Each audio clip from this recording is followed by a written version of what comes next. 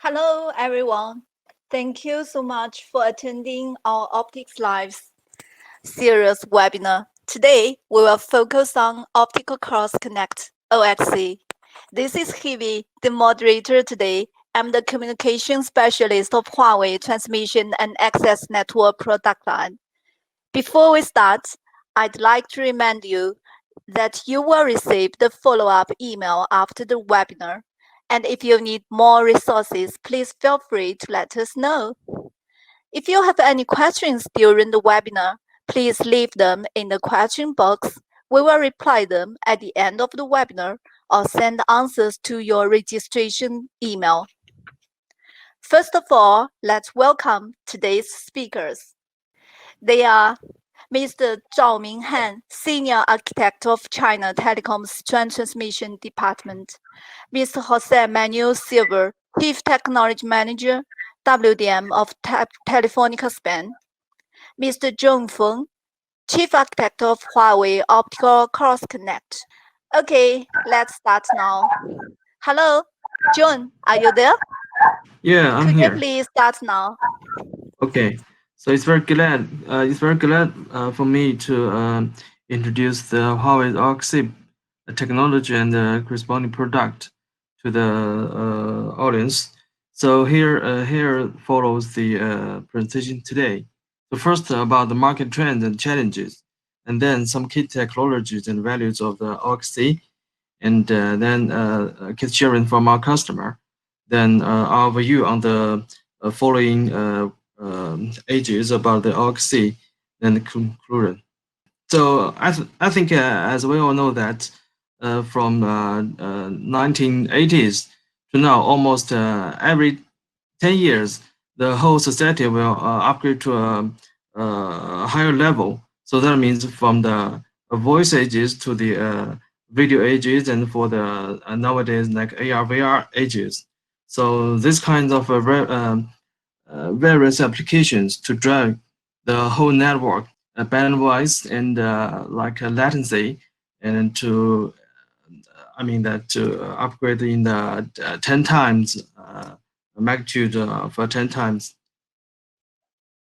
So about the WDM network, so we all know that because of the huge bandwidth requirement, so it's driving the formal like a mesh network, mesh backbone network into the, we call it a 3D meshed backbone network. That means because of the imbalanced or heterogeneous traffic, so some link will be, as you can see here, we call it the hot link.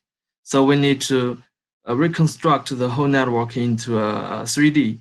So that means to release the pressure about the bandwidth on some specific links. Meantime, with the video and the 5G service comes to our life. So we were driving, the whole network was driving the OTN to the central office. And that means the whole network will be flattened from like former like 5 layers to 3 or 2 layers. So that means the lambda will and can be from the central office directly to the core network. So that driving the node degree of the core network to be increased dramatically. So we show that more than 2 times, 4 times, and even 8 times increase. And third, that the data center collection requires the high reliability and low latency collection, and also driving the whole network to become the full mesh network. So this also driving the node degree to increase dramatically. So all these matters and driving the whole network and the nodes, the degree of the core nodes to increase dramatically. So if we look back to the history, we will see that the site capacity is growing exponentially. So we will see that in the coming 2 or 3 years, the capacity of the site will more than like 400 terabit or even to 1 petabit. So this is really give some impress to the network. And if we look at the node degree, and from the view of statistics, we will see that the mean degree of the whole network is generally 6 to 8, but some core node on the backbone or on the core network will up to like 20 or even 30 degrees, especially for the full mesh network. So that means we need some kind of a new way to think about how we to make optical networking. So we also learn something from the history. So maybe 20 years ago, so the WDM network used the AWG based technology, but which is only can collect 1 or 2 degree, but by manually. And then the wavelength selective switch technology was coming, but this is somehow to change the whole network to the we call it semi-automatic. Because of in the line side it is automatic, but in the airdrop side it is not so flexible. What I mean that you will see that because we use AWG, so all the ports is colored and also direction. So for the airdrop side, it's not so flexible, and it is inconvenient for the customer to use. Then we move to the like colorless and directionless. Use this kinds of whole WSS-based technology, but there are some wavelength blocking here because of there is one fiber collection between these two back-to-back WSS. So the wavelengths will be conflict. So then introduce the contentionless technology. But this kinds of CDC ROADM use the fiber pigtails, massive numbers, hundreds of, or even thousands of fiber pigtails to collect all these kinds of cards and ports by manually. So you can imagine that this is really a challenge for the customer. So we introduced the optical backplane based optical cross connect technology, then to solve this kinds of challenges and make the whole network to be autonomous from automatic. So there are some key technologies about the OXC. So in the before the OXC, people developed various kinds of technology like a wavelength blocker, so which is only to block the wavelength which is not used, and it can only apply the 2 degree node, and then move to the PLC. But this kind of PLC is only to deal with also 2 degree node. So in the like 20 years ago, this kind of modules can be very good, but if we move it to nowadays network, it cannot satisfy the high degree. But the WSS also has some problem on the mention that blocking things, and also the reliability issues. So we introduced the OXC. So in principle, the OXC is made up by 3 parts. So one is the we call it line part or line board. So this kind of line board, its function is to like a 1x n switches, but wavelength switches. So it can split and to choose the design, the wanted wavelengths to be switched to the wanted ports, and optical the tributary board. So this kind of board is make the n/n function. So that means it can select n channels from m ports or m degrees to the airdrop module, and all this kind of function boards is connected by the optical backplane. So like electronic backplane. So the kinds of backplane is totally highly integrated, and it's very reliable and not easy to make a broken or something like that. And from the module side, so we can see that there are three key technology about this OXC. So as mentioned, that about the optical backplane. So in this optical backplane, you will not see any fiber pigtails. So it's totally like PCB, but we call it fiber circuit printing technology. So a whole thousands of fibers just printed in one kind of paper sheet. So it very high integration and high reliability and to easy maintenance. So about the add drop side, we introduced the ICOS liquid crystal silicon-based add drop WSS. So this kind of module is to change the whole network dramatically. So that means that there's no contention happened in this kind of OXC system. And also there's no optical amplifier.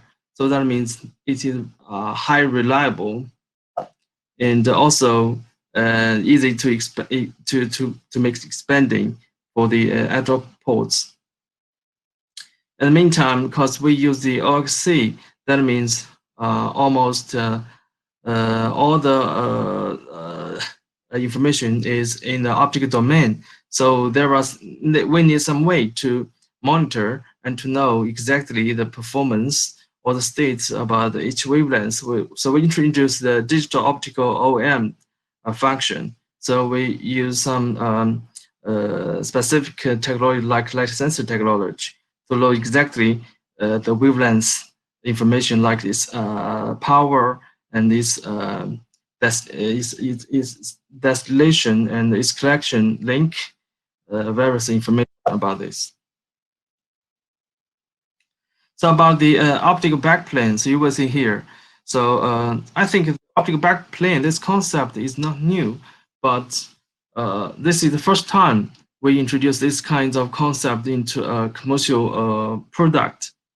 So maybe 10 or 20 years ago, in academic society, people talking about the optical backplane more on the how to print the waveguides or the fiber on the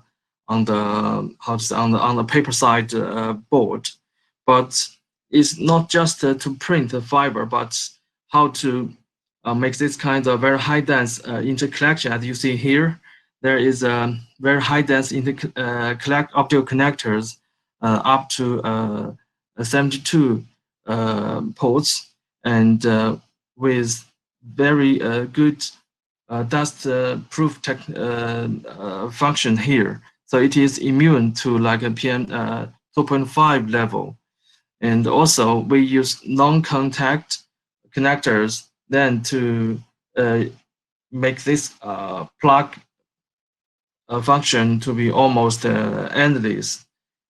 So there are a lot of innovations on the material side. As here, I can give an example. So I think most of people know that if the thermal expansion is not coefficient with about the fiber pigtail and the collector, so there are something will be broken here. So how to find the material that can satisfy the same thermal expansion coefficient is very important. So our team to develop this kind of specific material to use in the optical connector and also the fiber tails. In the meantime, how to make automatic fiber printing technology is also very important. So this is the key for the efficient manufacturing. So we collaborate with our industry partner deeply to invent this kind of a big equipment to make this kind of backplane into a real commercial industry society, right? So about the ICOS-based ADWSS technology, this is something very traditional space optics and the digital optics. So why I call it digital optics? Because we use the liquid crystal technology. So this is a very interesting components. So in traditional, for example, for the maps, we use a mirror to reflect and to make beam steering. But for the ICOS, we use something like a diffraction, not refraction. We use diffraction to make the beam steering. And this is not some mechanical movement, but we use the electronic to driving the phase changes in the liquid crystal. So there's no mechanical parts. So that means it is very reliable. And meantime, we use the very very innovative algorithms to make this kind. We call it hologram beam steering. So you can see here there are some diagram to show the phase pattern about the on the ICOS. So we use different phase pattern to make different beam steering. That means we can to steering the whole optic spot on the whole surface. That means we can increase the switching ports like even 2 times and even 4 times increase. So this is basic for the OXC system. So people may asking why we choose the liquid crystal silicon. There are like DLP and like a liquid crystal and like MEMS. Why I choose the liquid crystal silicon? So in this table you will see that I think the main contribution about the liquid crystal it means because it introduced almost a grid list properties about the optical switches.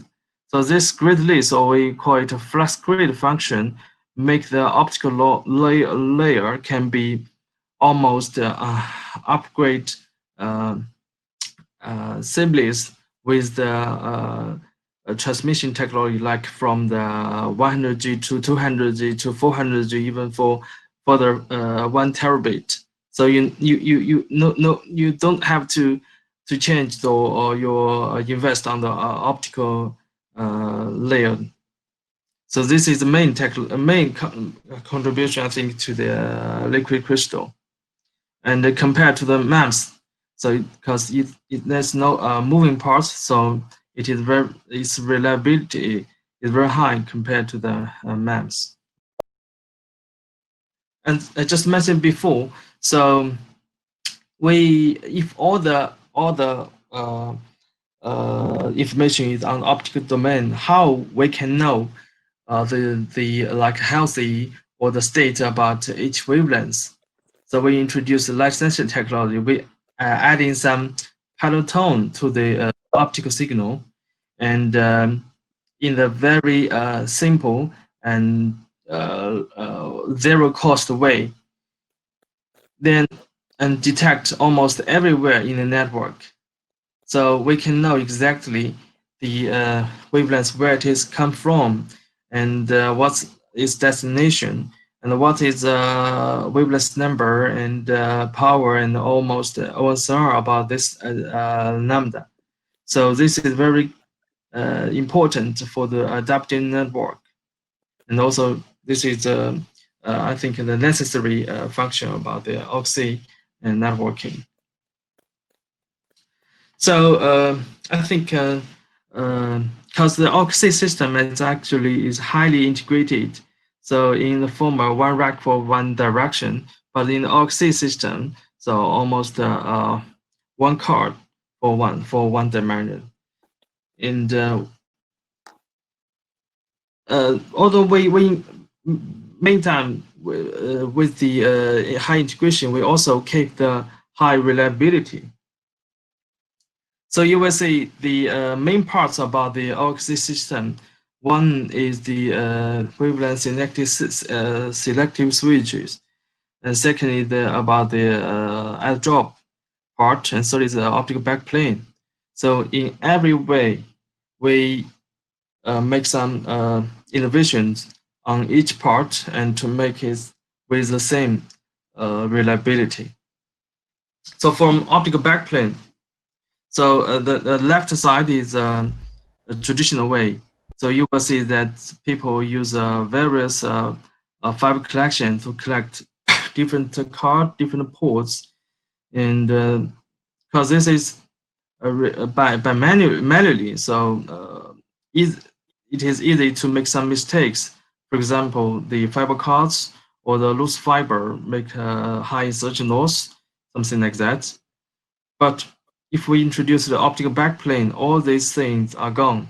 So that means this is automatically, almost all the things is automatically, and we use the high precision equipment to make this, all the things are precisely under control, and make the whole system is very reliable and lower failure rate.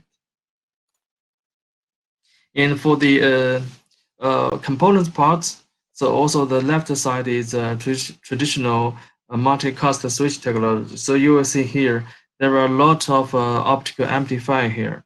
So we will know that the optical amplifier is a main finer part about the network. So there the in the MCS solution, they integrate almost like up to 16 or even more than that amplified here. So the failure rate is very high. But in the ADWSS OXC technology, you will see here there's no pump needle here, there's no EDFA here. All the parts are passive. So that means it is more reliable. And also its insertion loss is lower than the MCS solution.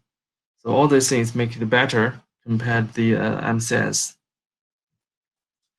And not just to make a very highly reliable components, Huawei also introduced the industry unique tested equipment and environment. So you will see here there are some things unique in the industry. For example, for the dust accumulation test chamber. So this is, I think there's no other solutions in the industry. So in this test chamber, we test all the kinds of dust accumulation scenarios to make our OXC system can be working various conditions. And also we developing the no pressure test chamber. So we know that in the higher applications, like in some high mountains, the pressure is lower. So there are some the risk for the pressure for the leakage. So in this test chamber, we will know to guarantee and to make the whole system is totally hermetic. So for conclusion, so we used kind of full level protection for the whole reliability and stability from the component to the system and to the network. So here are some information about the OXC. You can take away. So there are 4 advantages of the OXC. Firstly, huge capacity. So use the OXC, we can up to 32 dimension and 1 card for 1 dimension. And the whole capacity for the rack is can up to 600 terabit. And the whole architecture can be scaled out to 1 petabit. And there is no fiber collection manually. All the things is done in the backplane, so there's no zero fiber collection, and means there's no errors introduced by manually. And also we introduced the industry first ADWSS. This is make it very no insertion loss, zero blocking function, and also use some digital OM technology to make the number can be digitalized and make number as a service to know exactly it's healthy and its information. All right. Yeah, there's some introduction about the OXC. Yes. Hello, everybody. Could you please check the right of your screen? There is a poll button. You click the poll, then you will see the poll questions and the answers. Could you please select? Hi, Jonathan. Can you experience your opening about the poll result? Okay, so here I say the poll states. So I think most of the people think that the OXC can be used in the backplane and the metro core. I think this is something the same thing. We think what OXC can be applied. So in the backplane in the metro core, so there are a lot of data center and more degree, more capacity needed in these two kinds of network. So I think especially for the metro core, its degree requirement I think is more in the backplane. So in the backplane, more like how to say the direct connection. But in the metro core, I think the network is more fully masked. Okay, so here are some case sharing from our customer. Okay, let's welcome Mr. Zhao Minghan from China Telecom. He will share with us OXC builds an optical cube to facilitate 3D backbone network. Hello, Mr. Zhao Minghan, are you there? Could you please start now? Okay. Hello, everyone. My name is Zhao Minghan. I'm the Senior Transmission Network Architect of China Telecom Sichuan. Today, I will show you the OXC commercial practice by China Telecom Sichuan. Why we need OXC, how we do, and what benefits can OXC bring us. First, I will introduce you the company China Telecom and China Telecom Sichuan. China Telecom Group was established in September 2000. It's a very large communications company in China. It has been selected as a world's top 500 enterprises for many years. Mainly engaged in flexed telephone, mobile communications, satellite communications, and internet access and application. As December 2019, it has 300 million mobile phone users, 100 million flexed phone and broadband users, and more than 400,000 employees. Just as you know, Sichuan province is a place rich in products. It's panda home and have so much delicious food, such as hot pot.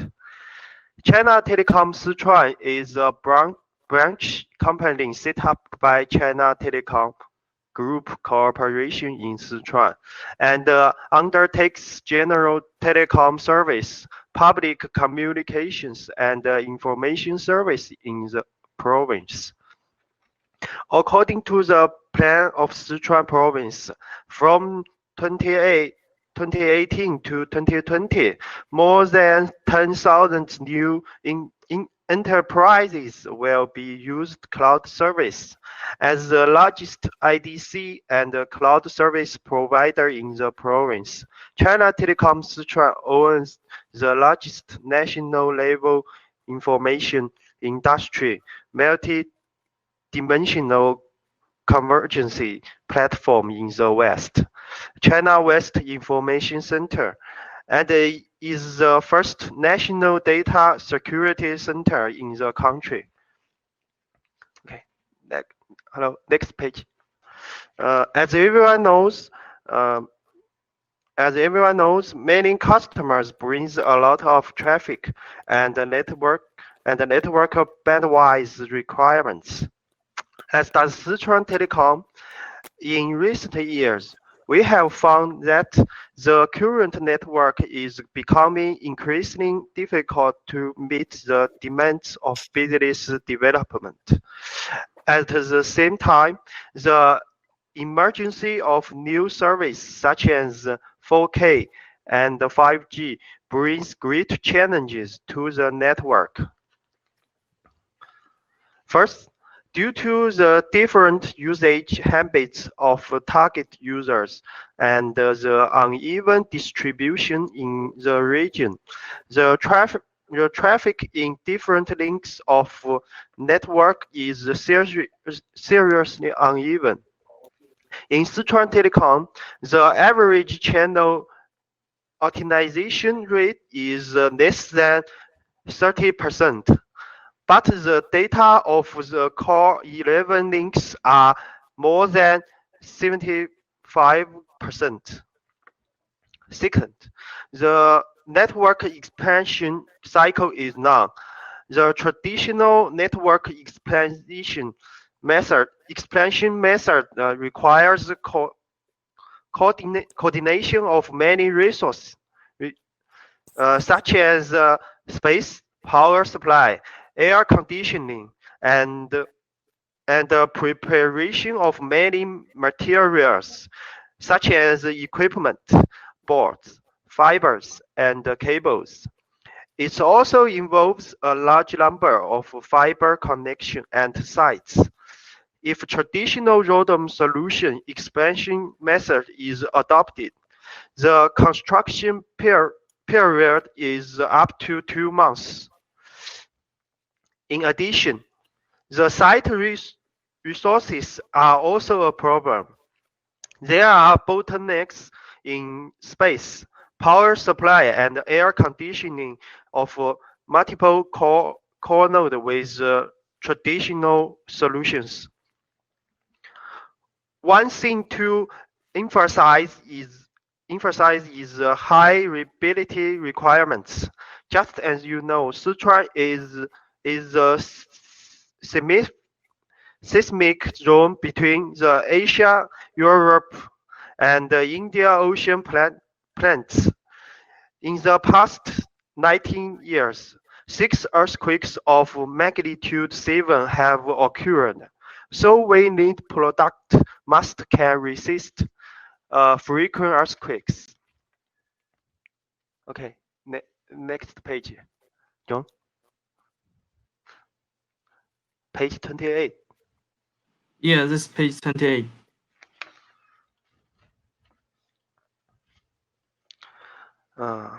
Why we choose OXC solution? The solution brings 3 benefits to us. First one, we use a 3-dimensional backbone network architecture and only need to expand 40% of high traffic sites to solve the network capacity problem and save investment. The second, based on OXC's highly integrated platform, only one board needs to be expanded in one direction.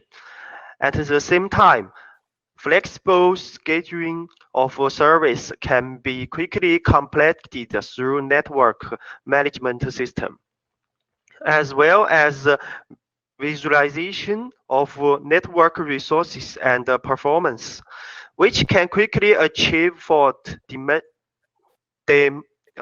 demarcation and service delivery, which greatly accelerates the progress of the project. And the entire project was shortened to 2 weeks.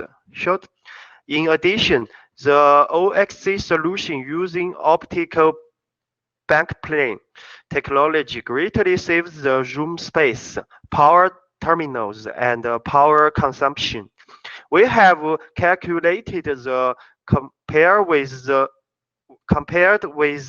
traditional ROADM solution. The OXC solution can save 25 kilowatt per hour in a year, equivalent to planting 2,000 trees. Contribute to energy saving and environmental protection in Sichuan. Of course, the OXC solution reduces the fiber connection between subricks and greatly reduce the difficulty of maintenance. Last one, the equipment has passed the earthquake intensity 9 anti-seismic performance test. Can defend against 9 magnitude earthquake. Based on the above, we found that OXC solution can well meet the business development of Sichuan Telecom. Okay, that's all I want to share with you about OXC commercial practice by Sichuan Telecom. Thank you very much. Thank you very much. Now, welcome to Jose. Yes, thank you. Hello, Okay. everybody. I'm Jose Manuel Silva. I'm in charge of the Transport Network Technology team in Telefónica Spain. I've been working in this area for the last 8 years, and it's a pleasure for me to be part of this webinar. I would like to start giving my condolences to everyone that has a relative or friend affected by the virus. I hope that soon we will be able to go back to the office and see each other face to face. That would be good news for everyone. Please, next page. Telefónica and Huawei have been working together in transport networks for more than 12 years. We deployed the National Transport Network, becoming one of the first ASON networks in the world. And since then, Huawei has been part of all the Telefónica Transport Network layers, including core, metro, and access. 12 years is a very long time when we talk about technology evolution. And we have seen networks changing from point to mesh topologies, from 1 port per board to more than 20, and from 100G slot capacity to 1 tera. At the beginning of the National Transport Network, we deployed 40G non-coherent channels, and today we are thinking in the next network with 400G channels, and we are even thinking in 800G and 1 tera channels for field trials. Everything is changing so fast, but we are not all interested in traffic growth, with each certain and predictable for us. We need to look farther. In fact, one of our main goals today is to achieve a very high level of network automation in order to simplify and reduce the operation and maintenance tasks. And automation needs data. Every project we have in our minds related to automation starts with network data.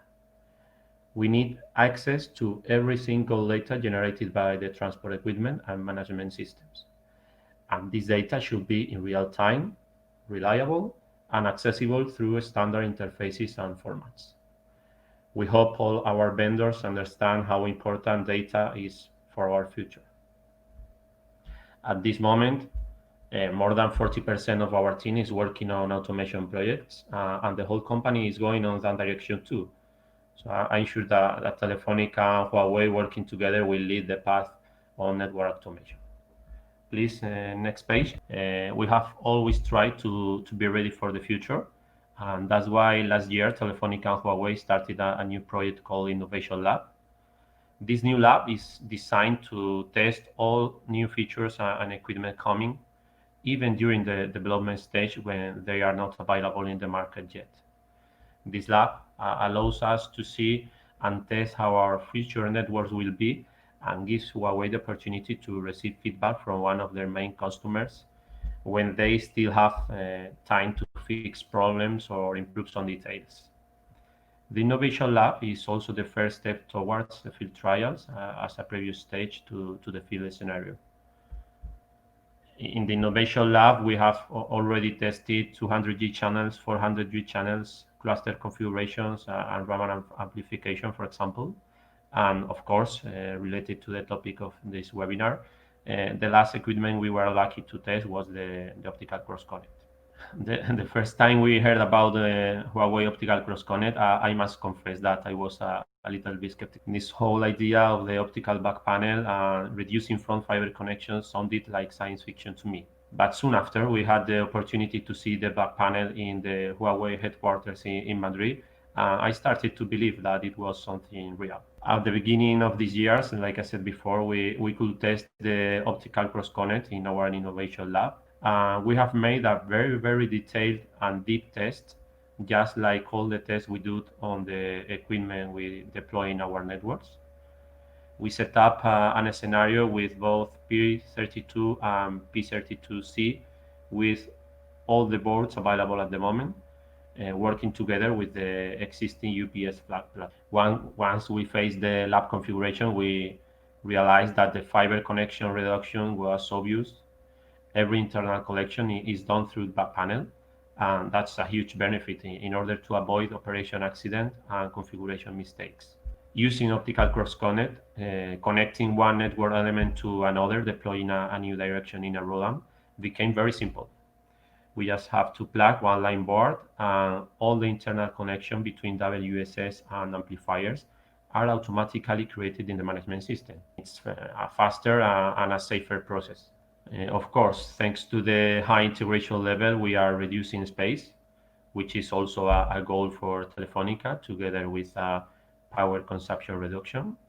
And due to this integration, P32C is enough for most of our network elements, and we will need only to use P32 in some special cases in the metro network for network elements connected to many neighbors.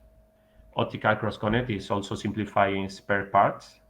Using this equipment, we will only need 4 or 5 different boards, which are very easy to replace, reducing bad configurations, like I said before. We have also seen features that Huawei need to improve in the future. For example, the performance of FlexGrid. FlexGrid is a must for the future, and all the functionality should be perfectly implemented, like they are in other Huawei products now. We have seen that FlexGrid is not 100% well handled by control plane in optical cross-connect, but we are sure that these little bugs will be fixed soon based on the feedback given by our testing. In conclusion, the optical cross-connect test in our innovation lab was very successful. We have seen a product ready to the market, and it was a very good surprise for all of the transport departments in Telefónica, from planning to maintenance people. We are really glad of how Huawei is working in innovation, and optical cross-connect is a perfect example of that. Innovation is not only important for transponder, pluggables, or modulations. ROADM structure, space, power consumption, and automation are also very important, and we hope other vendors work in that direction too. Of course, there are things that need to be improved, and we also have to think about how it fits in our network, but I look forward to seeing optical cross-connect in our transport network. We will continue working together for many years in the innovation lab, in field trials, of course, in the deployment of our transport network. I want to finish my speech thanking Huawei for giving me the opportunity to be part of this webinar and share our ideas with so many colleagues. Okay, thank you, Jose. Thank you very much. You're welcome. Now we are going to poll questions. Okay, everyone can spend 5 minutes to make a choice. The poll questions is on the right side of the screen. The question is, what are the most expanded benefits of use optical cross-connect? Could you talk Right. about the poll results? Yeah, let me see here. Right. So I think people who select the OXC, I think more for the network automation and also about the switching capability, and also can lower the total cost, right? So in generally, I think OXC can provide the highly integration. So I think we can provide very cost-efficient solutions for our customer who is need higher integration. And for the OXC, I think because with the coming about the 200G, 400G, and 800, and even 1 terabit, the switching capacity will become an issue in the electronic domain. So I think in very near future, I think optical switching will be more and more important for the site for the switching capability, because we will add more and more fiber in the network and more wavelengths in the network. So I think it's also will become an important issue in the future WDM network. Thank you. Could you please start now? Right. So here we also give some visions on the OXC. So in the future, we're not just not only just to increase the capacity about the higher node, but we also want to introduce the mini OXC in the like central office in a no node. So in the future, maybe we can introduce some very simple optics, free space optics in this kind of site, and also introduce the silicon photonics into this kind of site to provide more cost-efficient solutions in this lower degree site. And for the high degree site, we will introduce like more than 32 degree technologies. And in architecture, we can introduce some kind of scale out architecture that we can almost provide up to 100 degree OXC for the future high capacity optical network. All right, so here's the conclusion. So with the development of like a data center and video and AR, VR, I think there are some higher requirements on the network, like node dimension and capacity, latency, and like site degree, and also driving the whole network to be flattened, meshed, and to become a 3D dimension reconstruction. And the new generation OXC, based on the wavelength level switching, so it can provide large cross-connect capacity up to like more than 500 terabit, and also provide the highest integration in the industry and the highest reliability in the industry. So I think this three innovative technologies like optical backplane and ICOS-based switching functions or modules, and also the digital optical OM functions can provide our customer network to be upgrading with requirement for the various services. So in future, we will also look deeply into the lower metro access scenarios, and also look up on the optical backbone scenarios with higher dimensions to make our customer network to be more strong. Yes. Okay.